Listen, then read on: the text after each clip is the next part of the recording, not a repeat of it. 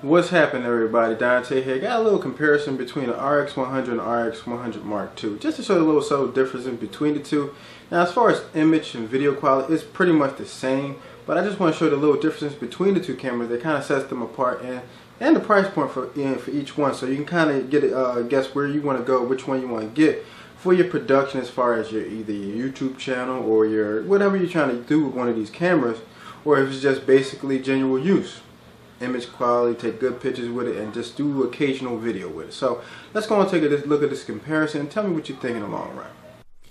Now, if you take a look at both cameras, they both got the same design as far as that hardware portion of it. But if you take a look at the very bottom of the RX100, it has the mini HDMI port at the bottom. I don't know why they went with that one right there, but I guess it was just convenient for them when they first made the camera. But on the RX100 Mark II, it's on the side right next to the mini USB port, which is much more convenient when it comes to displaying your pictures and things like that on a big screen TV. You know, it's just more convenient for you. But one of the differences between the RX100 and the Mark II is that it has a tiltable screen, and I've never really found any use to it yet, but I guess for photographers who wants to use that tiltable screen, it comes in handy for them in the long run. So hopefully, you know, I'll find some uses for it, but it's something useful if you want to use it in the long run.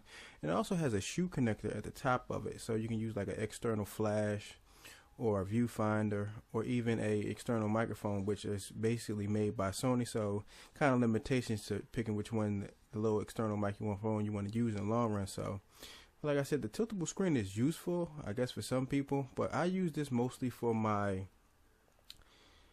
fitness videos. So I have a DSLR with the same tiltable screen. I never really felt any use for it, but eventually I may or may not. So it's something to take in consideration if you want to go with the RX100 or the Mark II because of the tiltable screen and things like that. So I can't really suggest a tiltable screen because I never felt any use for it. But as far as the software portion of these two cameras, it's the same. Even my DSLRs has the same software, so I'm pretty comfortable with the software. It's pretty self-explanatory.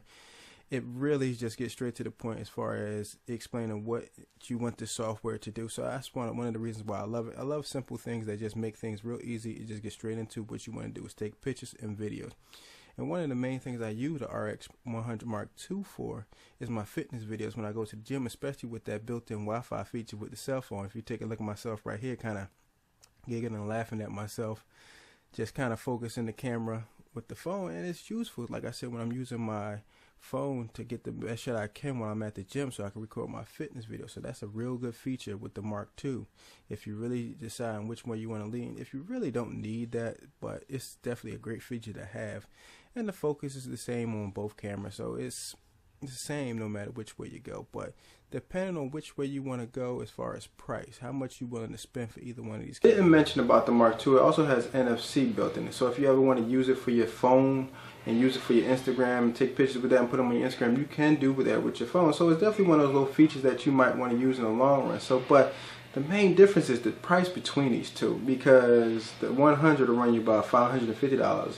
And the Mark II will run you about $700. Now it might be $650 by now, so I don't know. Prices changes all the time, so the price could be a little different by now. But like I said, one of the main differences between the two is the Wi-Fi feature. Like I use that RX100 Mark II all the time because of my fitness videos. I don't need nobody to hold the camera for me. I could just go out, do my little fitness video, do some cardio, some circuit training, or some weightlifting, and just kind of put the camera where I need to put it and get the best shot I can, and use my phone as the viewfinder, which is an excellent thing to have when you're trying to do fitness videos. But you don't really trust too many people, you touching your stuff and things like that. So that's just one of the reasons why I like the Mark II better than the 100. But as far as video image quality, you get the same thing, so you can't go wrong. So the little difference between the two is the tiltable screen, the built-in Wi-Fi, and the NFC between the two.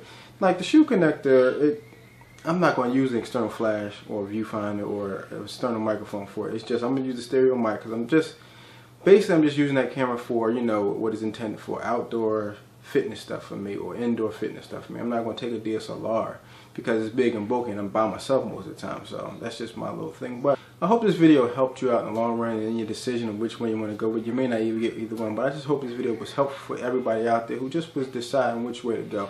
Save a little money or get the high-end one and get the best one that you can. But let me know in the comment section how you feel about this video, and also give it a thumbs up because it helps out a lot. And also, if you like other videos about fitness, and tech, hit that subscribe button and you'll always be informed of my next video. So I'll see you guys in my next video.